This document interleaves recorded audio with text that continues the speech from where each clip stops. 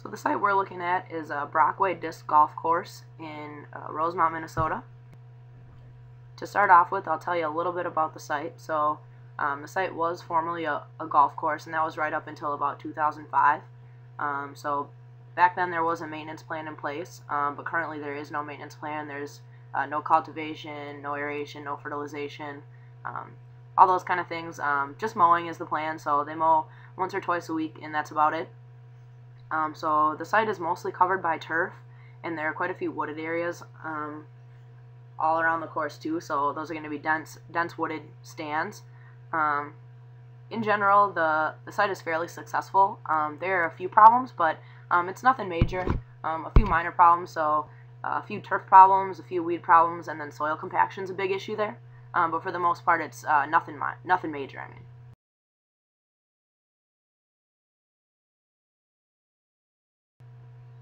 So the species on the site, a lot of weeds. So there's broadleaf plantain, quackgrass, crabgrass, black medic, dandelion, bull thistle, white clover. So a lot of weeds. The trees are mostly old oak stands, so there's some white oak, pin oak, bur oak, and sumac, and then the turf throughout the site is a Kentucky bluegrass. So we were unable to identify the varieties of Kentucky bluegrass that were on the site, but we do know that it is all Kentucky bluegrass. And the big problem with that is that it's not an appropriate species in a lot of the areas, so I'll get to this later, but I'll just touch on it right now. Kentucky bluegrass isn't shade tolerant, so it's not going to do well in a lot of the shady areas on the site.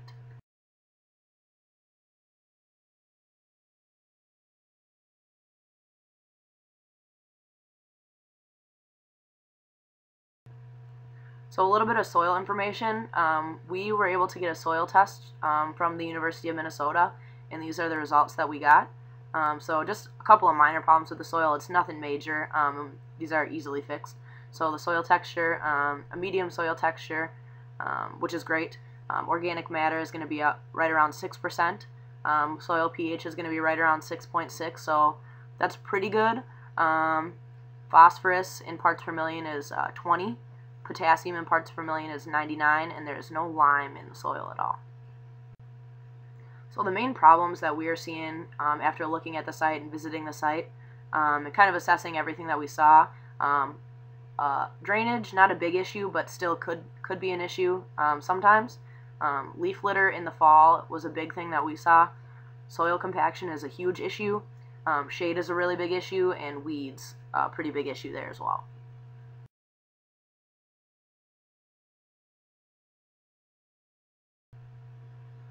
So drainage, it's not a big issue, and the site does a pretty good job of taking care of the drainage problems itself. So the site has mostly sandy soil, which is great because the water can just run right through the soil. It's not going to get clogged up like in a clay soil. The topography of the site also naturally encourages water movement, so the water is going to flow from the high points to the low points really well. The site's laid out very well in that way, so that's awesome. And then the main times that we're going to see drainage as an issue, only a couple times a year, so during really heavy rainstorms, maybe in the spring and summer, and then the spring melt could be a big issue too.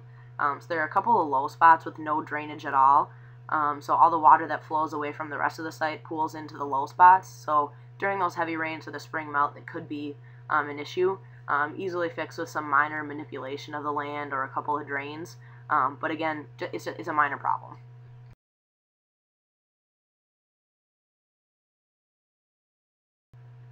A big problem that we did see was soil compaction, but that's a very easy fix. So given that it's a disc golf course, it's going to be a really high foot traffic area, and with a lot of people walking on the soil, that soil's been really compacted, and when it's compacted, the nutrients in the water can't really get into the soil very well. So easy fix for that is going to be aeration. So we would recommend aerating twice every year, once in the spring and once in the fall. So in the spring, just open it up and let the water and the nutrients, and seed too if you seed in the spring, really work themselves in there, and then in the fall, after a season of traffic, that's going to be a good option. And then just on aeration, make sure you're using the hollow core tines. So the solid core tines, can sometimes compact the soil worse than it was before. So with the hollow core tines, it'll actually take the cores of soil out of the turf areas instead of just compacting it worse.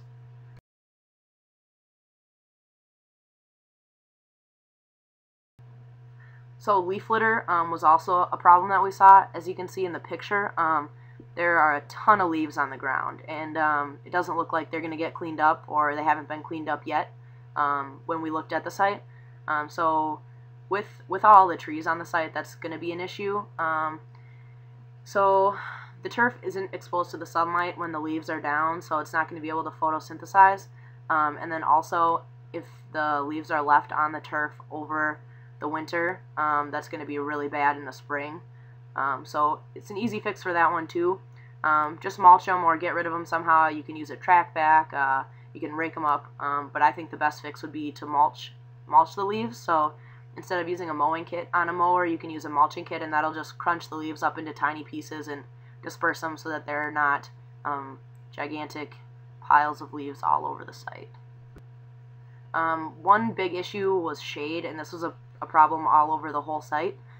So I touched on this before, that Kentucky bluegrass isn't a good species in shade, and because of the tree cover on the site, there is a lot of shade, and it's very dense shade. So the grass that's there isn't doing very well in the areas where the shade is, where the trees are. So on those border areas where the turf grass comes up and meets the woodland line, that grass is very thin, it's very sparse, and it's not doing well. So a couple of ways that we can fix that.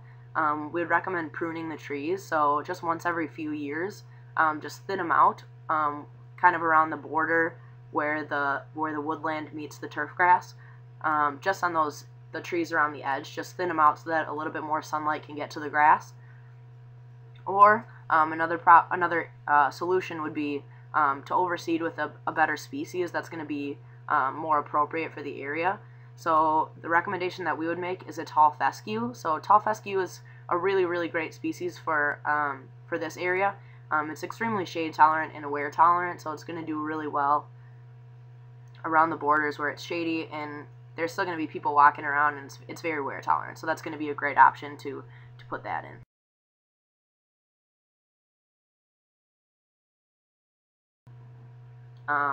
Another issue that we saw throughout the site was weeds, and there were a lot of them. So there's no herbicide in place right now, or no weed fighting plan pretty much. So that could be a combination of a couple of things. So there's a lot of shade on the site, and as I just said, the Kentucky bluegrass doesn't do well, and so when that grass thins out, the weeds are going to come in and they're going to thrive because they don't have any competition. So as long as the turf is struggling, there are going to be a lot of weed problems. So a lot of ways to fix this problem. An easy solution would be an herbicide if it's in the budget. So an herbicide, just to spray that in the spring before the weeds germinate, or right as they're germinating, to kill them off. Or seeding, so putting in more grass every year, just before the weeds germinate. Just get some grass in there, and that's gonna take up space, so there's not going to be any other areas for the weeds to germinate.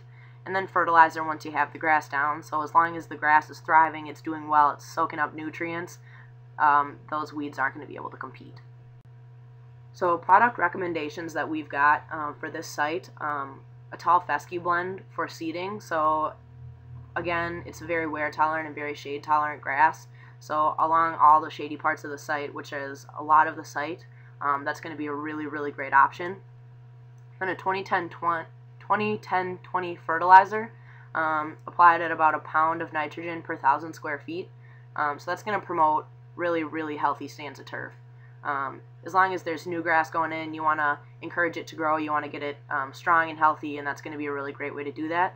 And then an herbicide that I would recommend is it's a product called Momentum FX2, and so that should be applied at about 3 to 4 pints per acre. So that's going to help control a lot of the weed species, and I think all of them that are on the site. So that's something that can be applied in the spring after the new grass has germinated, or if you're not planning on seeding, you can just apply it in the spring, and that's going to be something that's going to knock out the weeds before they even germinate. So with all these recommendations in mind, I think that the site can be hugely improved and a very, very successful site in general.